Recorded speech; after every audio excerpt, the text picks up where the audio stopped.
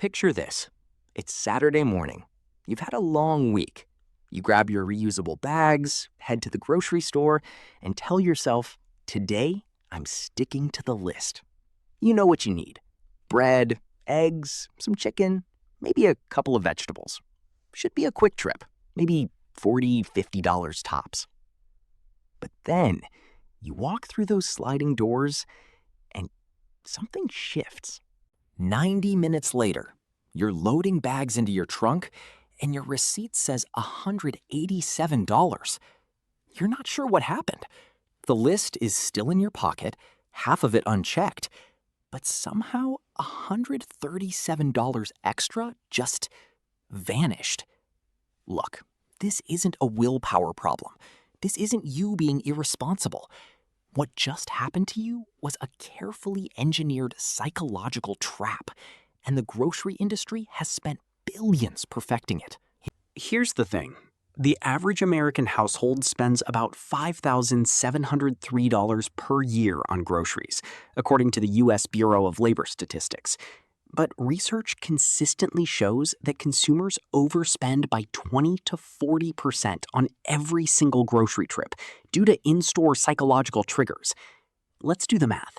If you're overspending by just 30% on a $150 weekly grocery run, that's $45 extra per week. That's $2,340 a year, every single year, just from walking into a grocery store without understanding the psychological game being played against you. So let's talk about exactly how this trap works, because most people have no idea, and that's precisely the point. Trap number 1, the layout. The products you actually need, milk, eggs, bread, are almost always placed at the far back corners of the store. This is not an accident. Retailers call it the decompression zone strategy. They want you to walk past as many products as possible before you reach what you came for. And every extra step you take, that's another chance for something to jump into your cart. Trap number 2, eye-level placement. Studies from the Point of Purchase Advertising International found that products placed at eye level sell 35% more than items on lower shelves. The most profitable, highest margin items are always at eye level. The store brands and cheaper alternatives, they're down near your feet or above your head. Trap number 3, the sensory manipulation.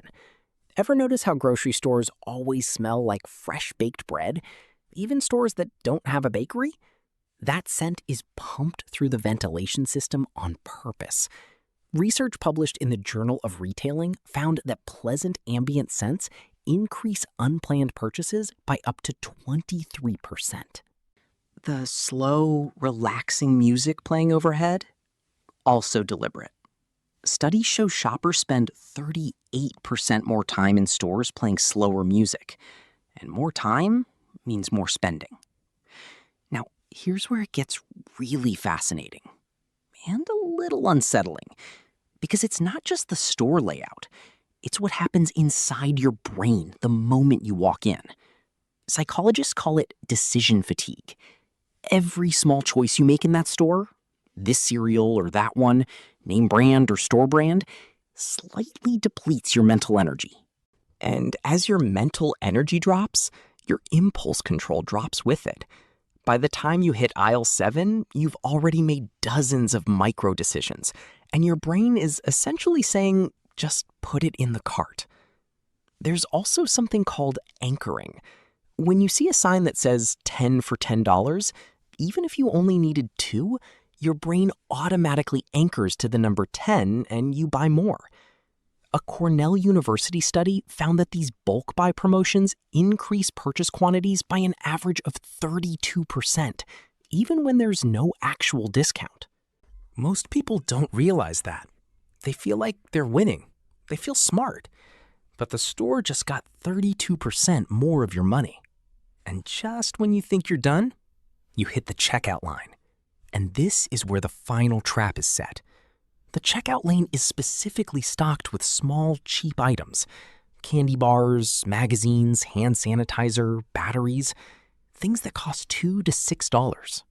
Individually, they seem harmless, but the grocery industry calls this impulse zone revenue, and it generates billions of dollars annually from shoppers who are tired, bored, or just not paying attention. If you grab just one extra $3 item per checkout visit and shop weekly, that's $156 a year on candy bars and batteries you didn't need. Now, I want to talk specifically about why this hits working class families harder than anyone else. When you're already stretched thin, when every dollar genuinely matters, the psychological pressure of the grocery store doesn't disappear. It amplifies. Research from Princeton University found that financial scarcity literally narrows cognitive bandwidth. When you're worried about money, your brain has less mental space to make rational decisions. So the families who can least afford to overspend are statistically the most vulnerable to in-store psychological manipulation. That's not a coincidence. That's the trap. All right, enough of the bad news.